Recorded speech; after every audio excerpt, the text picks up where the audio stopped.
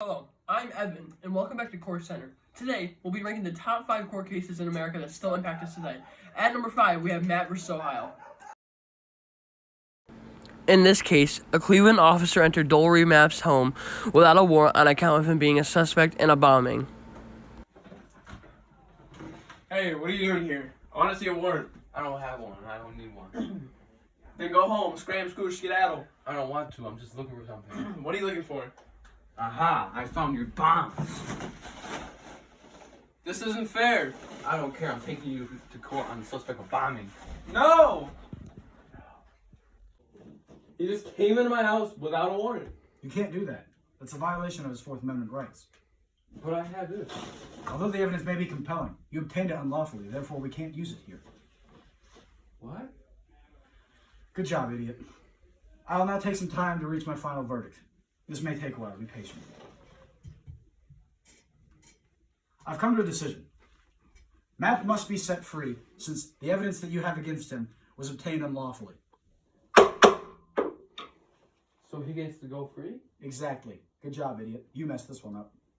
Although the bad guy won the case, this case stressed the use of the Fourth Amendment, no unreasonable searches and seizures. At number 4, we have U.S. vs. Nixon. President Nixon is accused of having Republicans break into the Democratic headquarters to gain an advantage in the upcoming election. This is known as the Watergate scandal. Hello? Yes. Yes, go through with the plan. Anything that is necessary for me to win this election. Thank you.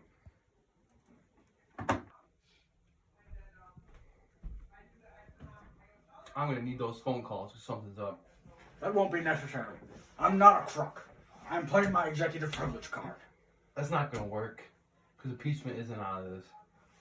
We'll see about that. Let's take this to court. I, C.J. Warren Burger, charge President Richard Nixon with obstruction of justice. Do you agree, sir? Yes. He wouldn't let me access the phone calls during the time of the scandal, and This is ridiculous. I'm just going to resign.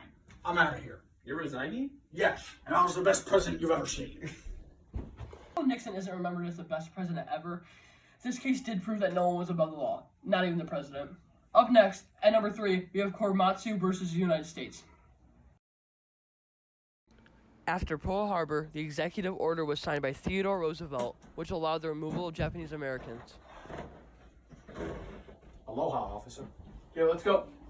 Why? I've done nothing wrong. I've lived here my entire life. Gotta take it into term account. It's for the safety of the U.S. I'm no threat to the United States. I've done nothing wrong. Nope, we're going. This executive order is unconstitutional. It violates my Fifth Amendment rights. Speaking for the U.S., this order should protect our country while we fight Japan. Protect your country. I've done nothing wrong, nor do I pose a threat to you. gentlemen, I've come to a decision.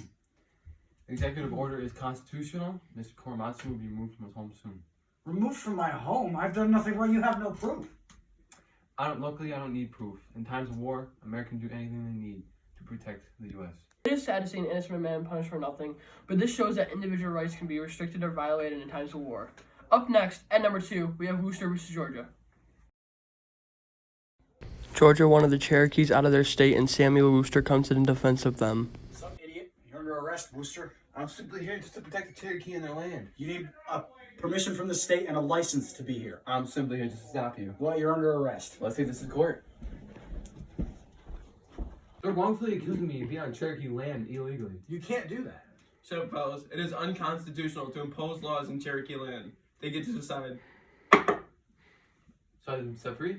Well, what we're going to do here is just ignore what happened, and we're going to kick off the Cherokees because we're racist. This case didn't do it too much good, but it did leave the impact of the Trail of Tears and showed the power of the president. Up next, finally, at number 1, we have Miranda versus Arizona. Ernesto Miranda is charged with kidnapping and raping someone, and he confesses to it, but he has never told his rights. You're getting arrested. You creep.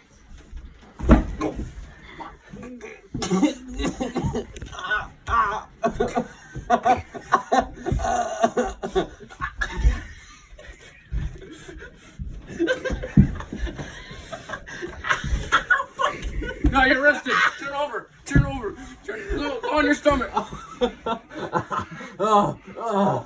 This is what the 2-hour-long interrogation looked like. Did you kidnap and rape her? Tell me. Yeah. Oh. did. Word. Okay. We're going to court. He did the crime. I have written confession to prove it. Objection. What would you like to say, defense attorney? While he did confess, Miranda, were you told your rights? I wasn't. Exactly. He wasn't told his rights to an attorney and his right to remain silent. Amendment 5. Good job, buddy. What I'm trying to say is, this is unconstitutional and he deserves a right to a fair trial. Sadly, you are correct. Why didn't you tell him his rights? Does this mean he has to get let go free? No, as judge, I demand a retrial. This case has the biggest impact because still, to this day, cops tell their suspects the Miranda rights before they arrest them. That's all we have for today, folks. Thank you. I'm Evan. Thanks for coming out.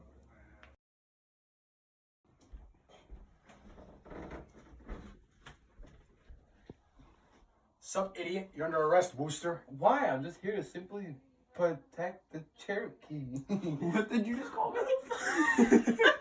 I'm here to protect the Cherokee. You ain't gonna say. I hate this kid. This executive order is unconstitutional. It violates my Fifth Amendment rights. Speaking for the U.S., this order is to protect the country while we fight Japan. Protect the... Stop laughing. He did the crime. Dumb face. Hopefully accusing me of being on Cherokee land illegally. You can't do that. Shut up, fellows. It is unconstitutional to impose laws on Cherokee land. They get to decide. My eardrums.